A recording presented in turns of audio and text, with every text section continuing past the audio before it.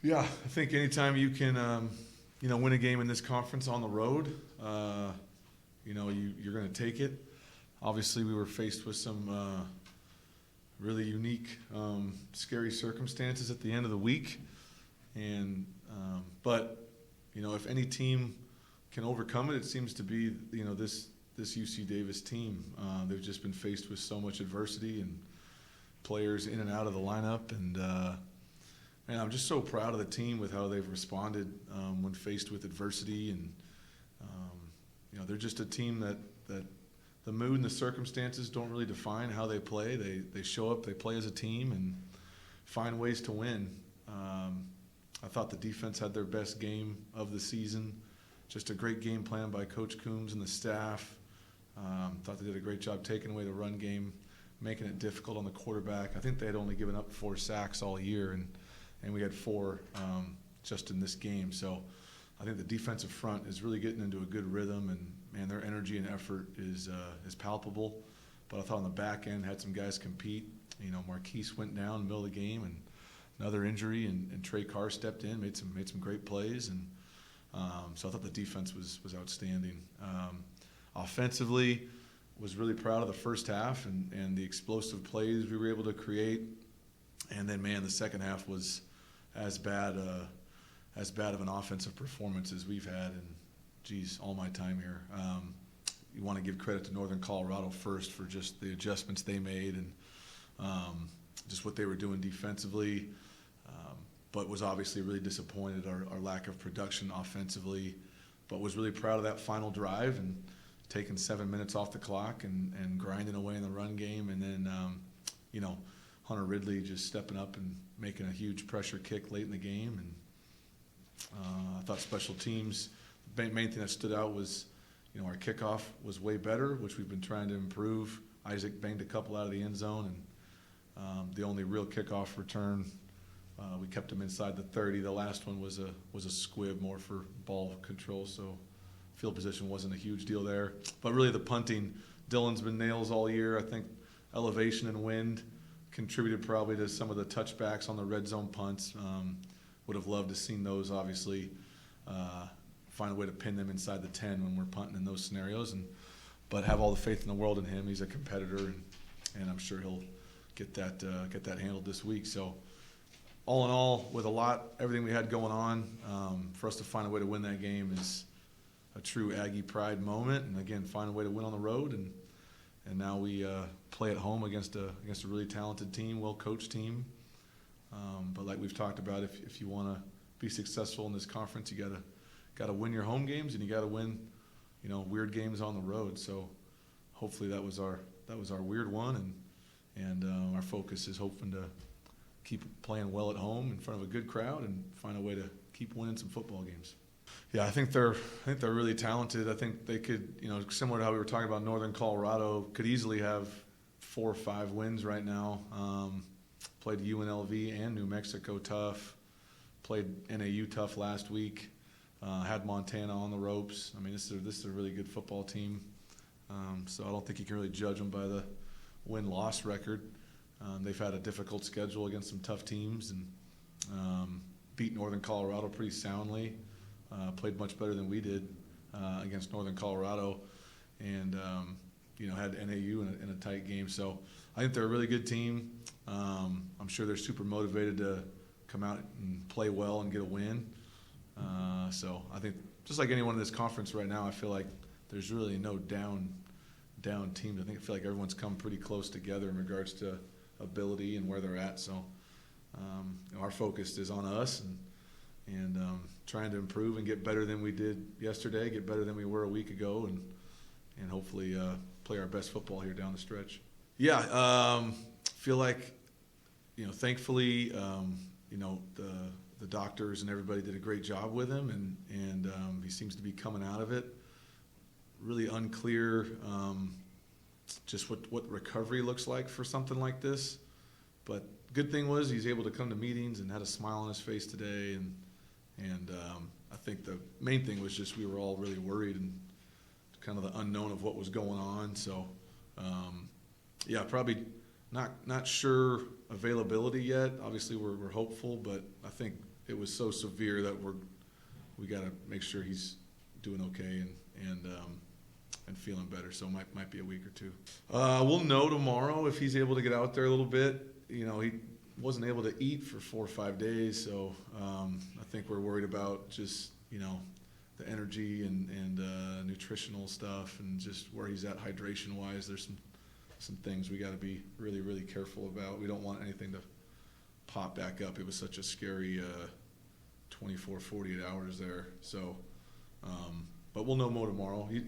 Again, like I said, it was just great to see him today and walking around out of the hospital. I mean, just it's one of those deals where I think try to put it in perspective how difficult of a situation that is.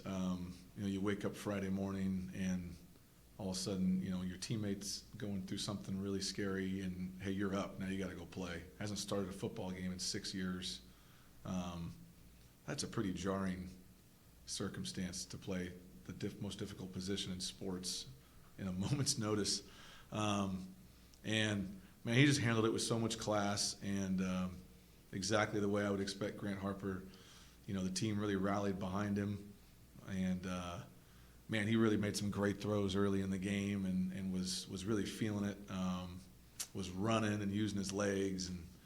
And then, in the second half, he was having some real physical issues. He was cramping, had to come out of the game. And so we were really worried about whether he could go back in. Obviously, Trainer is someone that's super talented, but that's a difficult position for a young guy. So we were trying to weigh exactly what we could do with Grant.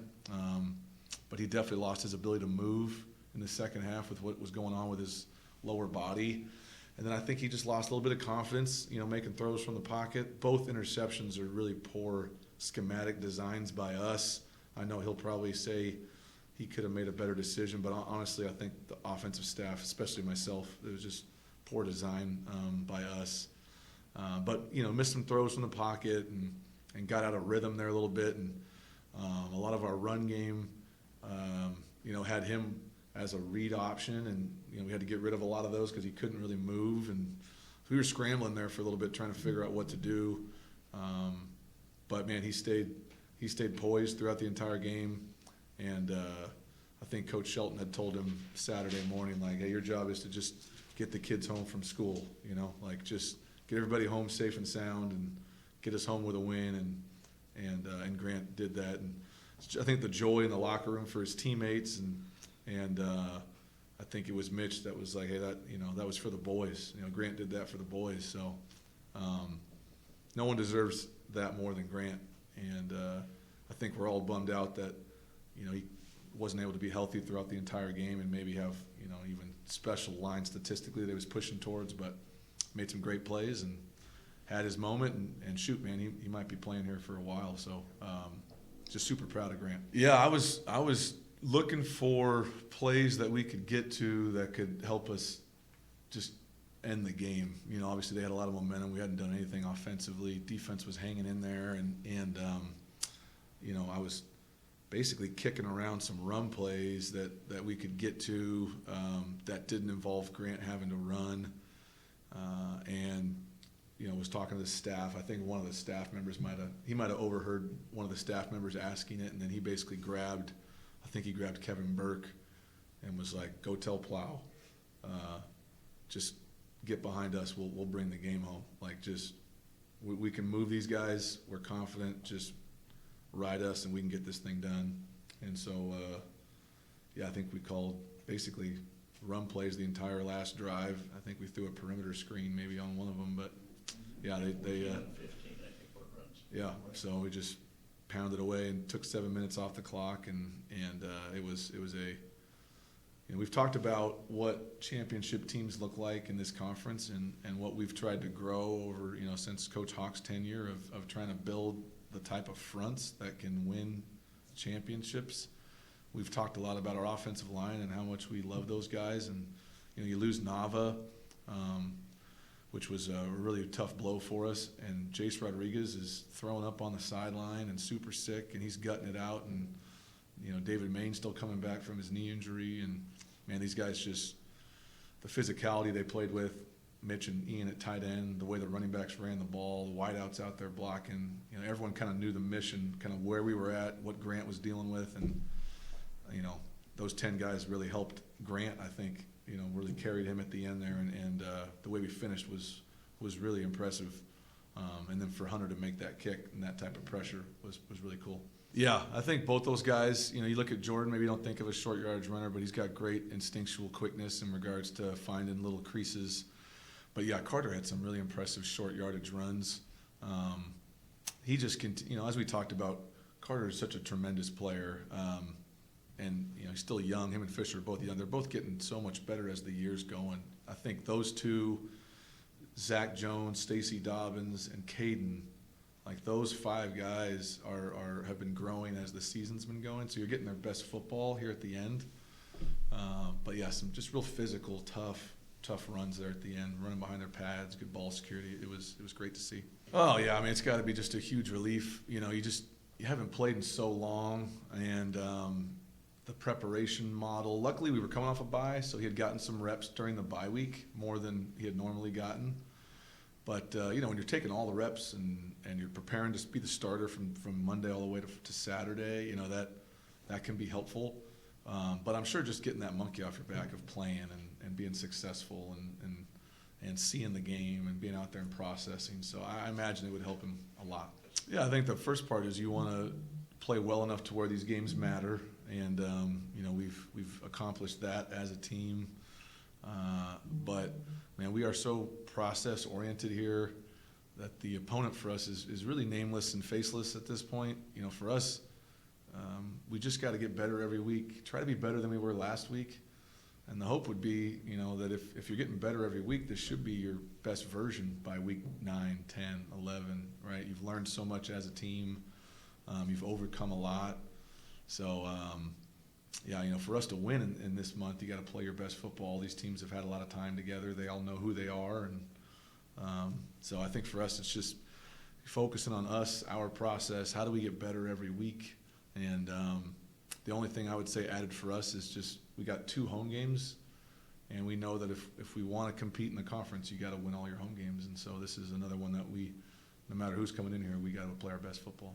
Yeah, I think it's a bang play. I think the stuff that's up for debate is whether the defender is defenseless in that situation and whether he made contact to the neck head.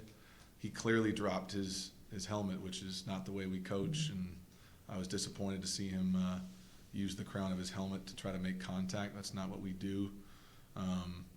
I was definitely disappointed that they ruled it as targeting because I didn't think that was the intent of the play from him, and didn't think it was a targeting foul because I thought contact was made at the shoulder and the back, because the initial penalty was a block in the back, which I could see possibly being called. But luckily we sent it in and appealed it to Randy and the Big Sky, and they sent it to the NCAA, and they vacated his suspension, so he'll be able to play the whole game.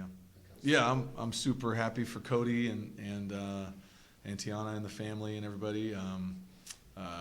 My time with Cody here was obviously at a really fun time at Davis when we were scoring a lot of points and playing some good offense, and obviously met Cody through Dan, and Dan brought him in as a off the field coach for the first year, and then promoted him to receiver coach the second year. Cody always has a lot of great energy, super positive guy, very creative in what he likes from a football standpoint. Obviously been around a football coach his whole life, so not surprised by the success he's having there, and obviously the connections to Idaho with the family. And so I had a chance to watch some of their offensive stuff the last couple of weeks because we had some crossover against Southern Utah and Northern Colorado. And man, they do some really cool stuff offensively and spread you out and make it difficult, and good quarterback play, and all things I know he really loves. So super happy for him, and always, like a lot of those guys, I hope they win every game except one a year, but really proud of him and happy for him, and not surprised by any of the success he's having. I mean, we didn't talk about it as a team today, but I'm sure there's guys that have relationships with Cody, and but I would imagine it's probably a similar feeling, like they're rooting for him, except when he's going against the Aggies. So, but yeah, I'm sure it'll be a different vibe. I know it was different for me when I was coaching at NAU and had to come back in here and coach in Davis. It was kind of a weird feeling. But I'm sure once the ball gets kicked off, he's going to be trying to kick our butt. Yeah, I mean, he obviously had a really talented receiver group with Keelan and Deuce and KV and Craw, some of my favorite players of all time. And yeah, I thought he had you got a tough situation whenever you're doing that. Burl Toller's an elite receiver coach and had some great relationships. He had brought in a great recruiting class with Lance Babb and Justin Kraft and some really talented guys. I think whenever your dad's the head coach and you're kind of working through all those things, it can be tough. I thought Cody always handled himself really well, worked really hard. Worked hard for me in regards to being a position coach and teaching the offense, and was really creative and helpful and helping us win a lot of those games offensively and a lot of the adjustments we made in game plan things. And we always try to work as a unit. And that offensive staff, we had some great, Cody's a head coach, Paul Creighton's the special teams coordinator at Northwestern, Tim, he's still at Boise, Speckman, who's a former head coach and offensive genius, and so we had a lot of guys on that staff that were really talented. So it was a fun time, a lot of smart dudes working together and scoring a lot of points. It was definitely fun.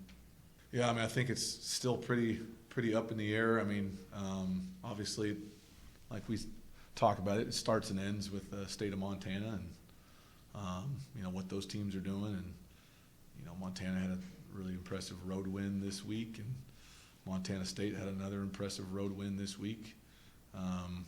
So I would imagine if you want to compete, it's going to start with those two teams. But, I think Eastern Washington's only got one loss in the conference right now, and they're playing really well. And NAU's still a really good football team. And, still think about some of the other teams. I mean, Weber State lost their quarterback and how they took Eastern to the wire. And Idaho State, could argue they could have beaten Montana and NAU.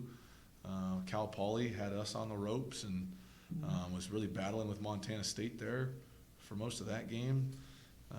We said Eastern's 3-1. I mean, there's a lot of good teams. There's no easy weeks, I think, in this conference. So that's why I think it's important just to focus on yourself and what you can do every day to get better as a coach or a player, and your process and how do we improve it, Monday to Friday. And, can we play our best when our best is needed? And I think if any team in this conference plays their best football, they can beat anybody.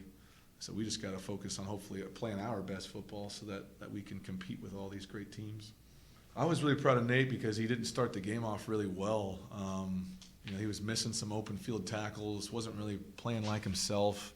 I called a timeout early in the first half, kind of treated like a basketball timeout, I guess. Like they were kind of moving the ball. We were missing some tackles and just kind of wanted to bring everybody over and talk to them. And I know we put Nick in the game a little bit just to give Nate a break and kind of recalibrate.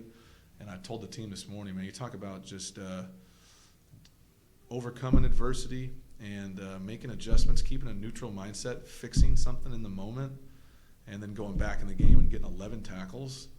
Like, to me, I mean, that's the mood and the circumstance did not dictate how hard he played. He fixed his issue in the moment, and that's what leaders do. That's what great football players do. That's what good people do, And so I was really impressed by Nate. He's had some great games and some great plays, but I thought this was maybe his first Aggie pride moment where he really becomes a part of that, because he wasn't playing his best, and then he went from not playing his best to having his career high in tackles. That's how you respond when things aren't going your way. And so I was really proud of Nate, and really thankful that Nate's been here. We made him a captain for that game, and we recruited Nate like crazy when he was coming out of high school, trying to convince him to go to Davis, and lost that recruiting battle to Cal. Had a chance to be around Nate when I was at Cal with Coach Wilcox, and just fell in love with Nate and who he is as a person, how hard he works. And so for him to choose to be here for his final year means a lot to us. His family's great. So hopefully he'll think of himself as an Aggie just as much as a Bear when this is all done.